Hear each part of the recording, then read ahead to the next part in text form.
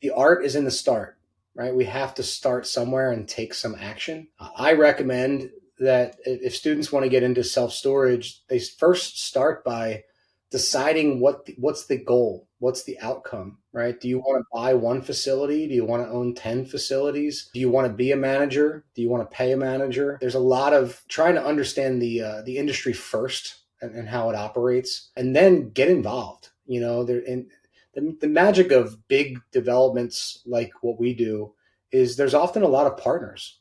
There could be the person who found the site, the person who develops the site, the person that brings the financing, the person that manages the site after the fact. And so, I think one of the best ways for somebody new to get into the business is find an operator and help them locate some sites that they can get a piece of the deal for doing the legwork, and then learn as you grow and have that mentor, get you into the business. Welcome back to the show, Disruptors. I'm your host, Hale, and this is Point of Impact. Are you sick of the grind? Are you ready to start building that legacy, growing your portfolio, your net worth? You want to do it through real estate, but you just don't want to deal with residents, clogged toilets, leaky plumbing, renovations, and all that stuff that comes with real estate. Well, what if I could tell you you could invest in multi-unit properties where, well, there are no termites because, the structures are all, the whole entire property are asphalt, steel, and concrete. And rarely remodeling because every time a tenant turns over, all you got to do is sweep. And, of course, tenants. How about a tenant who you might only see once when they move their stuff in and once when they move their stuff out? Because they're definitely gone by the close of business, and all they want to do is pay you to drop their stuff and go live somewhere else. Ladies and gentlemen, I present to you self-storage. And our guest today, Joe Evangelisti, the CEO of Legacy Developers and high performance executive coach, is here to tell us all about, you guessed it, short-term storage. The pros and cons, the advantages and disadvantages of the particular market, storage. And Joe himself, he was kind of born with a hammer in one hand instead of a rattle, and followed his dad's footsteps as a entrepreneur and a builder. He started off as a Navy Seabeat, as a construction battalion, and a lot of his success he attributes to what he learned in the military. He went on to become a short-term storage developer, building from scratch or renovating other older facilities.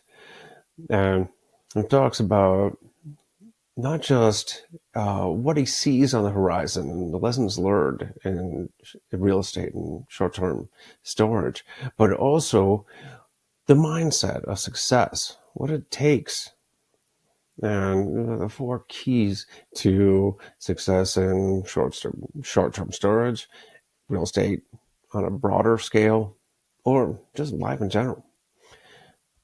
This is a terrific conversation, and we'll get to it right now. Here's my conversation with Joe Evangelisti. Joe, welcome to Point of Impact. I'm so glad you're here. Thanks for having me, Aaron.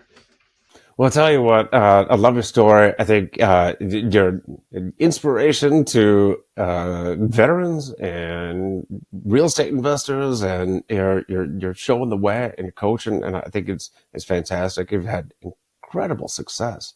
So I want to find out, how do you do it? But actually, before we get into your secret sauce, of course, I love that you're a fellow Navy veteran.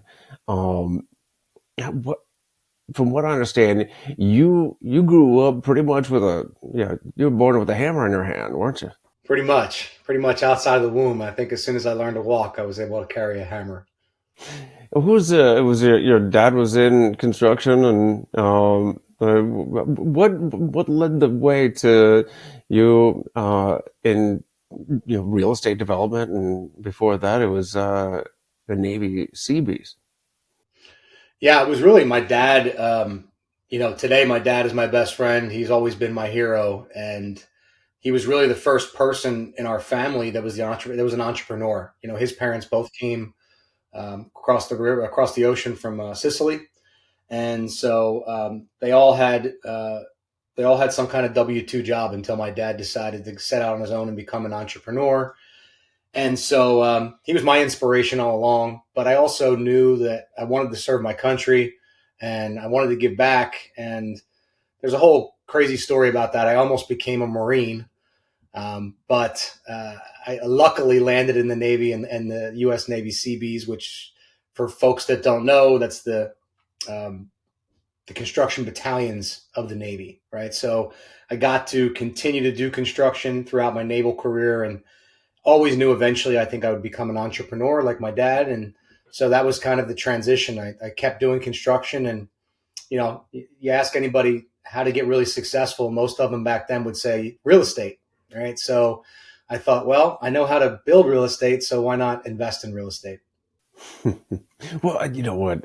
It was my first introduction to CBs. Besides, the old John Wayne movie was uh, when I was stationed in Italy. Speaking of Italy, when I was a Navy cook, running the barracks, and there was a detachment of Seabees there, and those guys were awesome. I was like, man, I picked the wrong job.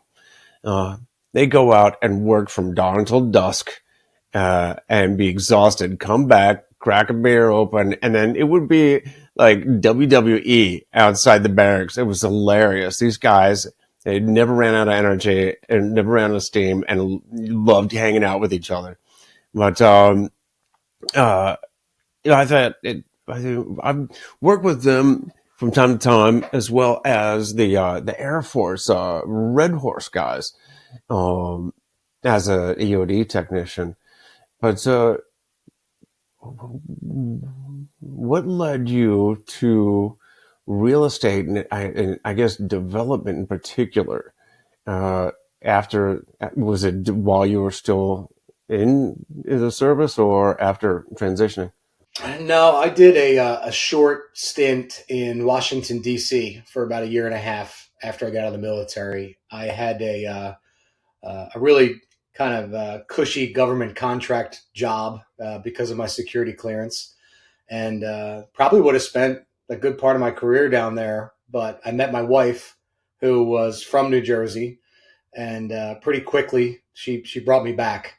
And so I knew I had to do something different. I had to do something new, and again, the real estate piece was always on my back of my mind. And so we kind of quickly jumped into flipping houses. I took all of my life savings at that point, all my deployment pay, and sunk it into a couple different single family houses. And Aaron, this was 2007, which I say is the luckiest time to learn how to get into real estate, because I had to problem solve at such a fast pace to keep from losing it all. And so we did. And here we are to almost, I mean, geez, almost 18, 19 years later.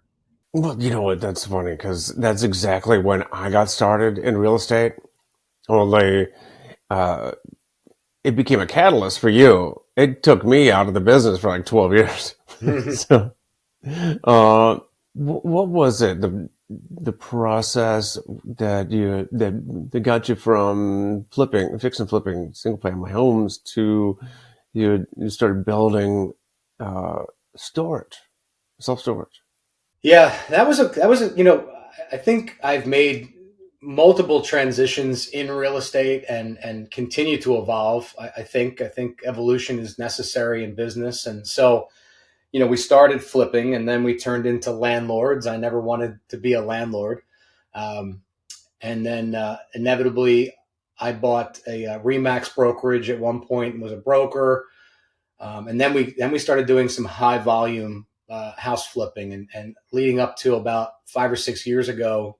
We were Mm-hmm. doing 80 to 90 houses a year around our area. And it just occurred to me after 1 year of just intense work.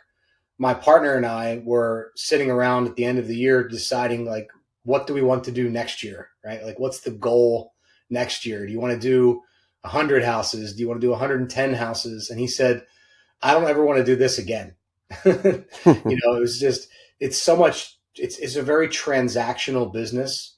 Uh, you can build a lot of worth. You can create a great lifestyle, but it's always going to be a lot of work and a lot of transaction. And so I decided at that point, I want to find something that's more scalable, with less overhead, potentially less time involved, and something I could create what I call legacy wealth, right? Where I can really create generational wealth. And we landed on self storage development, and it hasn't been all rainbows and unicorns, right? But it's certainly been a whole heck of a lot nicer than what we had going on 5, 6 years ago. There's this whole spectrum of within real estate investing as far as what's more active and what's more passive. And on the lowest end of the spectrum, or the most active end of the spectrum, is the wholesaling and flipping, which both of which you can turn into more of a passive business by having the right hires and creating everything should be treated like a business, but it is always a very transactional, very, very, active, it's a strenuous activity. Uh, also you're not building equity in, the real property.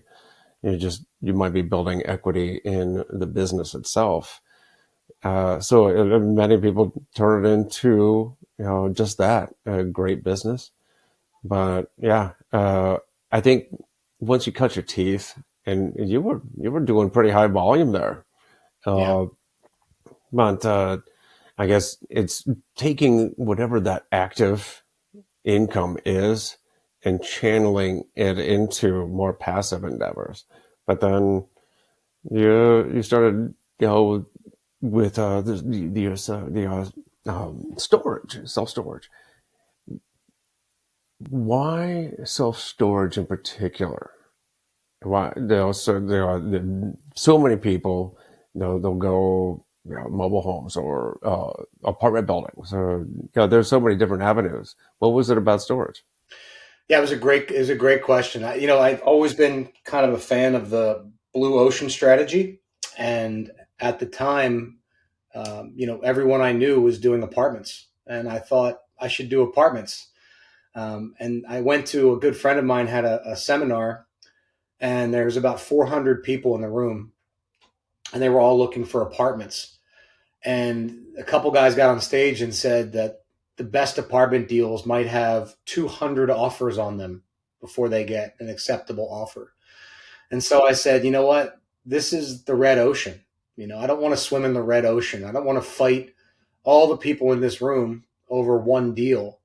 So where can I go create opportunity, that there isn't already opportunity? And so we really stumbled across self storage.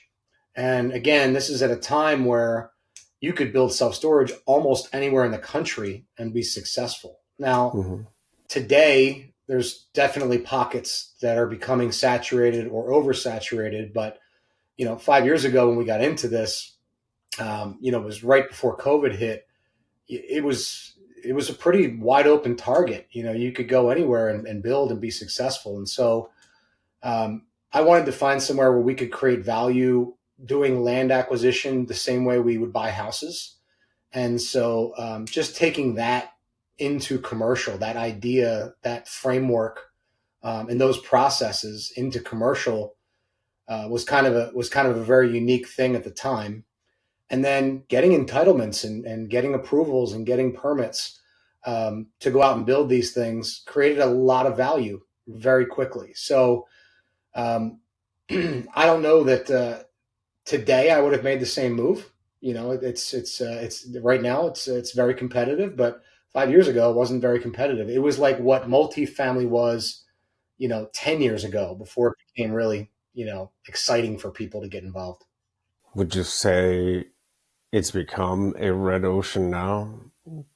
I wouldn't say it's a red ocean. I still think that there's a lot more opportunity. And I don't try to tell anybody that they shouldn't do a certain type of investment, right? They can flip, they can wholesale, they can do multi, they can do mobile home parks, like you'd mentioned.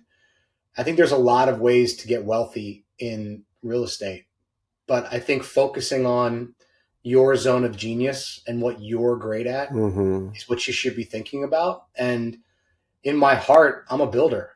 I love developing. I love building things. I love finding opportunities to build on. And so I think I could do that in a multitude of industries. Just right now is self storage. That's my industry. Well, right off the top of my head, I can think of many reasons, and reasons self storage is a great investment.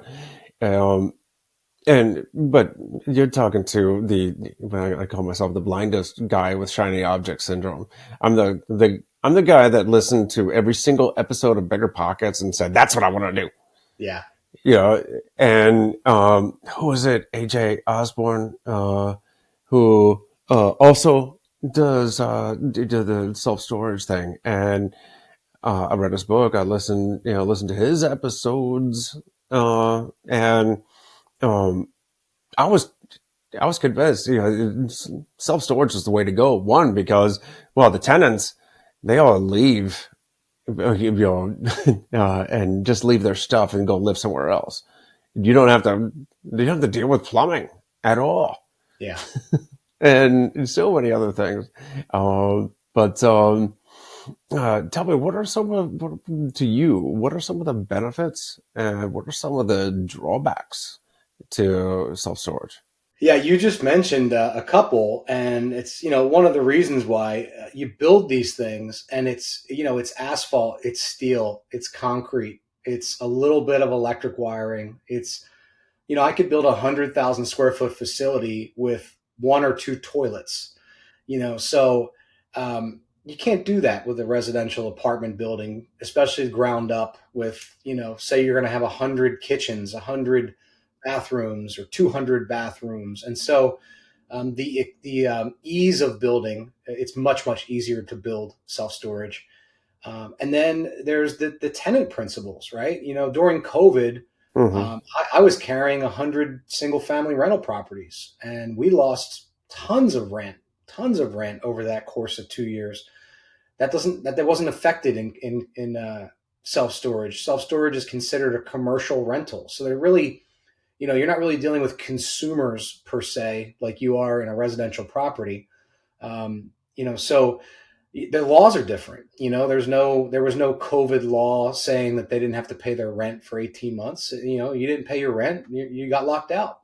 And so there's that. And then the turnover, right? How many times does somebody move out of a single family home and cost us $5,000 to $15,000 to renovate it, to put another tenant back in place? And good luck getting that money. It's not easy, right? Where, and, you just mentioned it in storage. If somebody leaves their stuff, okay, it gets auctioned off. Most likely, all you're going to have to do is sweep out their unit and then move somebody else in an hour later. And so, I'm not saying that, again, that residential or multifamily isn't a great thing. I still have many apartment buildings, and in fact, I'm looking at buying more. But I think that diversification and being in multiple asset classes is also a good thing. There's no purple shag carpeting that's going to go out of style. Hmm. Which it never will. But it's just like you said, a sweep. No tiles, no paint, nothing goes out of style. Nothing really. I mean, uh, what it was a good thing you mentioned too was about.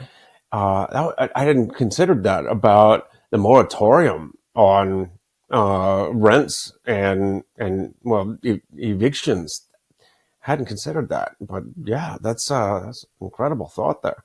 Well, you just reminded me of one more thing too, is that you have usually the same size facility where I might have 700 tenants. In an apartment complex the same size, it might be 80 or 100 tenants. So you also have Hmm. diversification of tenancy, right? So if you lose 10% in an apartment building, that might justify 8 or 10 units. For us to lose 10%, we'd have to lose 60 or 70 units. So there's also that principle of just diversifying your income streams too. So are you building these ground up? Are you renovating old mom and pops, like doing basically a burr on uh, existing uh, storage facilities? And are you holding them yourself? Are you or is this where you build and sell? There's really there's two primary ways that we've done it, and then we continue to do it. One, our main method is ground up. I love developing ground up. I can design the right product. I can design the right unit mix. I can design, how many climate control, non-climate control. We can create different size garage bays depending on whether there's a lot of RVs in the area or boats, that type of thing. So my primary is always develop from ground up and build what we need because we know it's going to fit the location. That being said, we've also done big box conversions where we bought an old Kmart and we gutted it out and we converted it to a storage, and created multiple pad sites around it. That was a 21-acre site.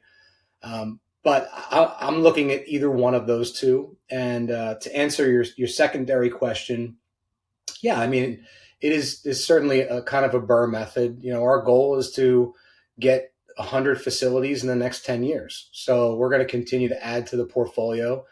That doesn't mean that we haven't sold some and that we won't sell some along the way. But our long term vision is to get to 100 units and then assemble them and sell them off to, the hedge funds or the REITs. Hmm. You, I didn't connect the dots, but I have heard that Kmart story. Mm-hmm. Yeah, I know. I don't know which show you were on, but that was the coolest. You basically did a favor for the neighborhood and made made a pretty sizable profit out of that, didn't you? We really changed the downtown. That was an abandoned shopping center for decades before we came along, and it's a bustling college town. Not huge population, but no competition. That was one of those facilities where we actually called an audible during the build phase and doubled the size of a bunch of the garages to take on RVs because it's in upstate New York. And those were the first things to rent because, we found out there's a lot of RVs up there and there wasn't a lot of places for them to store.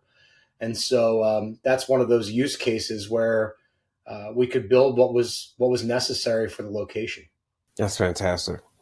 So, what also I know about self storage is that it becomes kind of a sticky thing where you don't want to move your stuff. In fact, people tend to just kind of leave it, and then you can incrementally raise the rents.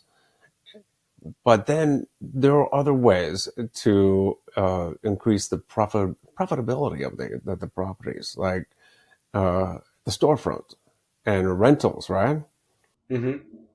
Yeah, I mean, speaking of the rental increases, it's very interesting. Again, I love to, again, not to knock apartments, but I love the analogy is if I have 700 units and they're renting on average for $200 a door, and I increase rents by 10%, and now you're paying 220. You're not going to come pack all of your stuff, drive down the street, find another storage facility, unload everything again to save $20 a month. But that same apartment complex might have 80 units and the average rent might be $2,000 a month and they go to $2,200 a month. For some people, that might be enough to justify, you know what, I'm going to go find a cheaper place to live. So you're right on that. We can raise rents. Challenge in the last 18 months is that when the housing market started to slow down, our rates started to slow down. So as an industry, we've seen a pretty substantial drop in rates across the board, and that has to do with, I think, people moving and also a lot of overdevelopment in the previous 4 or 5 years. Mm-hmm. The good news is there was a drastic uptick in rates before that happened. So I don't think this is a bubble as much as it's more of a correction that was kind of necessary. Mm-hmm. And you're still seeing strong stability across the sector, across the industry. Um, and who knows, wherever rates might go in the interest rate market and the banking market, I think you'll see things change. I hope you see things change this coming year. I see it easing off a little bit. Yeah, I'm starting to see it already. I mean, as soon as the election was over, everybody kind of collectively decided to get back to work, and that's been good to see. After these messages, we'll be right back. I'd like to thank the sponsor of this episode, Extraordinary Delights, EODFudge.com. Extraordinary Delights is a disabled veteran, family-owned small business making handcrafted fudge and other sweet treats for the chocolate-loving patriots just like you. Go to EODFudge.com and check out some of our delicious flavors like triple threat chocolate with or without walnuts, mint dark chocolate, strawberry and creamy white chocolate, or my personal favorite, American Pick-Me-Up, an all-American version of tiramisu. While you're there, go to the apparel store and check out our awesome t-shirts, polos, and the baddest tactical apron on the market. You see me wear on the TikTok show, Aaron Hale's Cook Without Looking. So, right now, go over to EODFudge.com and pick out some fudge, other sweet treats for that patriot in your life with a sweet tooth. That's EODFudge.com. EODFudge.com. And now, back to the show. Well, I imagine, though, in leaner times, you'd have folks maybe downsizing from their larger homes, meaning they would need storage for their accumulated stuff to fit into smaller homes. On the flip side, if you have people that are upwardly mobile, in higher times, they just accumulate more and more stuff, and nobody wants to get rid of their stuff. So it seems like you, regardless of maybe a little bit of a rental adjustment, it's a pretty a pretty market safe. I wouldn't say safe, but at least it's a good hedge in during the market cycles. I think it's pretty well insulated, and one of those reasons, Aaron, is that the diversity of the tenants too. You're dealing with not only. I think when people think self storage, they think it's just home goods. It's just your old stuff that you didn't want to throw away. But we're dealing with businesses. We're dealing Mm-hmm. with retail. We're dealing with a lot of small businesses now. People start these side hustles, and they have inventory. They have requirements that has to be stored off site. You have obviously people moving. You have the death and divorce. You have military transfers, and so there's just a large diversity of why people are using storage, and so I think that's always helpful depending on where you build. That's an excellent point. What about management? Do you manage in house? Do you hire a management firm once these places are either turned over or erected?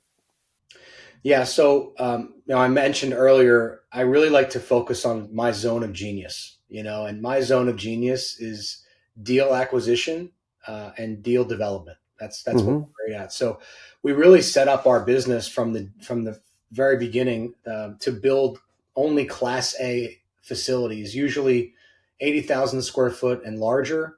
Almost always have climate control, or they're all climate control.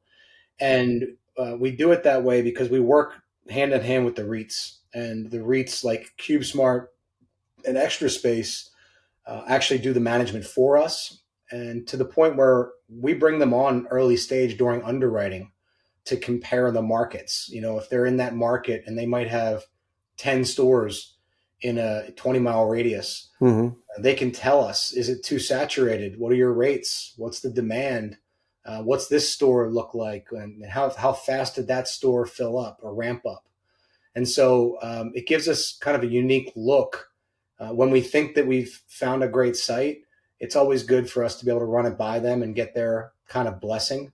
But then ultimately, we let them manage it too. And so, and there's really nobody better in the business than the big guys. They control pay per click, they control Google. They are really advanced at finding leads online.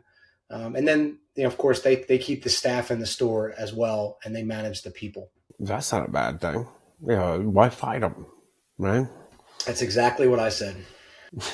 So, how about some of the challenges in this industry? Like there certainly aren't as many storage facilities as there are single family homes or even apartment buildings. So, saturation or population has got to be an issue. It's the first thing we look for. I want to make sure there's at least 60,000 people in a 5-mile radius, or 3-mile radius rather. And then I look at their income demographics. We look at what the rental rates are in competing stores. We look at what the occupancy rates are in competing stores. So before we even do deep dive due diligence on a project, we're always looking at those 4 things before we start. I imagine you look for something, an area with more than just one major industry or economy or one business. Absolutely, we love diversification of business as well. I mean, if we can get into, we're not usually in urban areas. I'm not in a lot of cities. We're usually right outside of cities. Mm-hmm. For example, we sold one last year that was 20 miles from Philadelphia. Um, but yes, we love to have technology and manufacture. It'd be great to have all of those different industries in the area. It certainly helps support our outcome. I'd love to go even deeper on this because, like I said, I'm a nut for real estate in general and just about everything involved. But I'd like to shift gears just a little bit into the coaching business of yours. But before I do, wanted to ask if somebody wanted to get started in self storage, should they start? Like, how do they start learning about self storage, and how would they, as a new person, new investor, try to acquire one? It's like anything, Aaron. I don't, if it's single family, if it's self storage, if it's apartments, uh, the art is in the start, right? We have to start somewhere and take some action. I recommend that if students want to get into self storage, they first start by deciding what's the goal, what's the outcome, right? Do you Mm-hmm. want to buy one facility? Do you want to own 10 facilities? Do you want to be a manager? Do you want to pay a manager? There's a lot of trying to understand the industry first and how it operates, and then get involved. The magic of big developments like what we do is there's often a lot of partners. There could be the person who found the site, the person who develops the site, the person that brings the financing, the person that manages the site after the fact. And so, I think one of the best ways for somebody new to get into the business is find an operator and help them locate some sites that they can get a piece of the deal for doing the legwork, and then learn as you grow and have that mentor, get you into the business. I'm just going to buy a storage container and open up a 1 unit storage right in my backyard. So tell me, how did you start along the education, the coaching? You're an executive coach, and I was doing a little more research, and you're coaching athletes, franchise owners, mostly focusing on the real estate. But I was wondering, uh, was it uh, about your military background or real estate investing in particular, running this development companies? Um, that what are the skills you garnered from that your experiences that took you into made you a success in the executive coaching field? Yeah, I think that you're spot on. The military definitely set in motion leadership in me and discipline, which I'm sure it did for you as well. Um, but as I was growing, I always tended to want to pay for knowledge, right? So I always hired coaches. I always found mentors. I always partnered with people that could teach me the next level. And I've also, in hindsight, 20 years of doing this, I found that when I was at my lowest lows and my highest highs, who are the people I would share that with?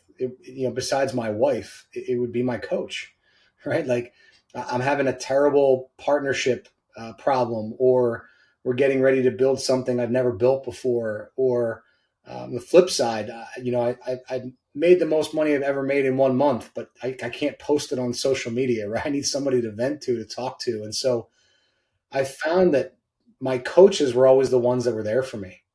And so, of course, naturally, as you build and people ask you questions like, how do I get involved? How do I get started? Or how do I grow my business? Um, it's you kind of fall naturally into being a coach. And so the only thing that's really changed is, we started charging for it, but, it's been more fulfilling for me. Um, a lot of my coaching clients, their success is more exciting to me than sometimes when we have success in business. It's a very weird thing, but it's true. It's great to see somebody make big life changes and get the outcomes that they knew was kind of inside of them all along. And I think that's one of the things that I'm great at, is pulling greatness out of people. Whether it's a little bit of inspiration or a little bit of direction or just asking the right questions. Hmm. My clients all have it in them to begin with. It's just my job to usher it along a little faster. It's funny how many times I've either had or heard of a one of those aha moments just by asking a very simple question about have you tried from this different perspective. And people kind of talk themselves or think themselves into a corner. And when it's like trying to open a locked door when there's another open door right next to it. But we talk. You mentioned the commonalities in skills that you've garnered from your experiences. Are there some commonalities across the board when it comes to challenges or the barriers to success uh, that you find just regardless of the industry? Yeah, there's four things. I call them the four universal roads to victory. That if we don't master these four things, you're just constantly on the rabbit wheel, right? And first and foremost is time management. We have to control the clock. We have to understand that there's only so many hours in each day. And the Jeff Bezos and the Elon Musks and the whoever you look up to, they're just using their time differently. They're not doom scrolling. They're not on Netflix. They're not looking for busy work to keep them occupied. They're doing things. They're creating what I call high impact and high income activities, and they're spending their time wisely. So controlling the clock, probably up there as maybe the top challenge for a lot of entrepreneurs.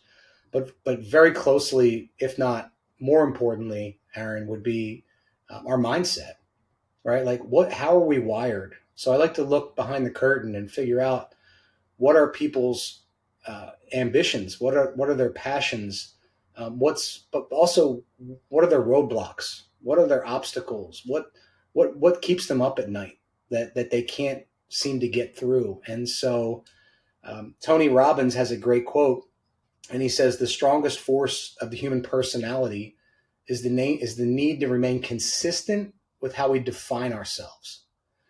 So identity is so powerful to mindset because a lot of times we want to believe something, but we immediately rationalize why we're not good enough, why we're not strong enough, why we're not capable, right? And what happens is the rational lies. If we break that word down, I like to break it down into two words.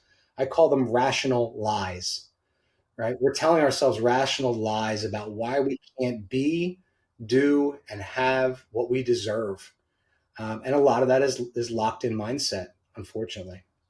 Yeah, you're absolutely right. In fact, when it comes to mindset, sometimes it's societal, sometimes it's just something that we practiced. I can't do that. I'm no good at math, right? And you talk yourself into it, but when it comes down to capabilities or skills, efficiencies,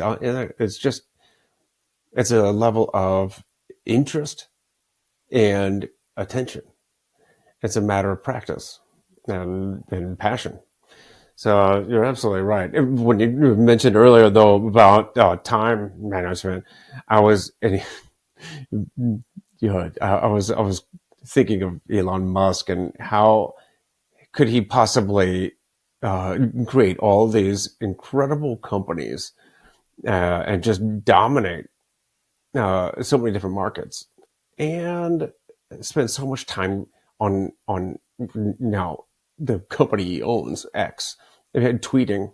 What do you call it? Do you call it tweets now? I don't even know Oh, what you call it, but he also has X's. like seven kids. You call them kisses now, I guess. Um, but yeah, I don't know. Which is the hug and which is the kiss? X O O. I forget. I don't Anyways, either. Yeah, that doesn't matter. But how does he just do all this stuff and like tweet all day long? it's crazy. It's crazy. He's a different type of person, but the reality of it is they're just people. They're just people. Hmm. But it's right. It's where that attention goes, right? And we're really good at not only convincing ourselves that we're not good at it or not capable, but we're also really good at distracting ourselves from doing what we know we need to. Well, what are you? What are you looking forward to in the horizon? What's next for A lot of great things. We're breaking. We just broke ground on a new site outside of Detroit a couple weeks ago. I'm finishing up one in Ohio the end of this year, and we have a couple new sites on the horizon next year as well. And really just supporting my coaching clients and you? seeing them grow at exponential levels. It's exciting. I think 2025 and beyond are going to be.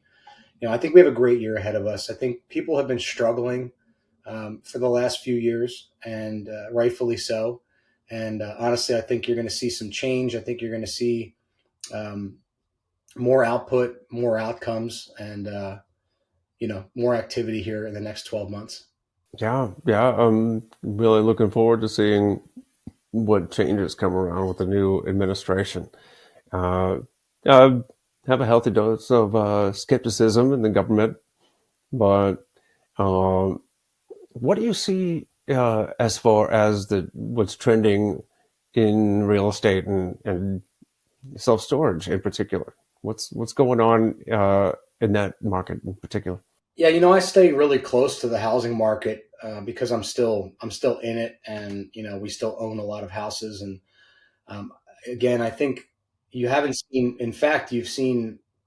the housing market in a lot of places continue to increase, and it is falling in certain markets, but a lot across the board, it's we still have a shortage of housing. So I think the housing market, if rates can stay low and terms can be approachable, and we can keep material costs in line, I think you're going to see a little bit of a housing boom in the next couple of years, and I think that's good for all of us. I think it's good for business. I think it's good Hmm. for storage. We're already seeing billions and billions of dollars being pumped into the AI boom that's going on with data centers and power plants, and a lot of that, again, it creates new communities, it creates movement, it creates activity, and all of that is good for storage. So right now storage is in a good spot. The rates are very stable, and we're actually starting to see them go up in a lot of places. So I think this next few years is going to be another great growth opportunity for a lot of people. I don't think enough people realize that builders have to borrow money too for the materials and labor, and actually to develop that real estate, that the homes that people want to buy. But so interest rates, they matter. Uh, More aspects of the industry than just the home buyer. I think that's a great place to lead into our final segment, which is the countdown to impact. This is 3 books, 2 quotes, and 1 person who have all made an impact in your life. Oh man, you're going to put me on the spot. Okay, we can You do didn't know there this. was going to be a quiz, did you? All right, so you want me to just rattle them off? 3 books? All right, 3 books. Number one always has been Think and Grow Rich. I think that's something I reread a lot. I go back to that book often, and my favorite principle out of that is in the title. We don't act and grow rich. We don't create and grow rich. We think and grow rich. So our thoughts are massively impactful. Um, the Let me just think about this. I'm looking through my my little Audible, trying to think. Oh, 10x is easier than 2x is another great one that I think came out last year. One of my new favorites. I refer back to that. I gift that book a lot to different people. And then I would say right now the other one is The Power of One More. Ed Milet wrote a book last year called The Power of One More. Game changer. It really impacted me because he talks about every generation has the one that can change and can kind of almost replant the family tree. And so I see that in so many of my clients, as well as my dad, and then me. So I kind of take that book personally. Excellent examples. Ed Milet, of course, another man whose father greatly influenced him, um, both, I guess, positively and negatively. But uh, so, 2 quotes or rules of thumb, lessons learned. 2 quotes. Well, I gave you my favorite Tony Robbins quote. I think that's a great one. I love uh, what the mind can conceive and believe it will achieve. Getting back to that belief piece. I feel like so many of us, Aaron, we conceive ideas all day long. Why don't they get achieved? It's because we lose the belief along the way. And so when we can stick to that belief, and we can even create or assign that belief to ourselves, we achieve a whole lot more. So I fall back to that quote a lot. And then I say all the time, but where focus goes, energy flows, right? We can choose to put our energy into the right direction and create, or we can choose the opposite. But we're going to get more and more of where we put our focus. Excellent. And 1 person who's made an influence in your life. I'm going to give you two only because the two that pop up immediately. First and foremost, my dad. He's influenced basically every move I've made up until this point. He's my best friend. He's my neighbor. Um, And then one of my favorite coaches is Trevor McGregor. I've been with him for years, and he's created crazy impact in my business and also helped me grow my coaching business. So I owe him a debt of gratitude. That's excellent. Yeah, I wish we could make it, five people who influenced your life, impacted your life, but three, two, five doesn't make any sense.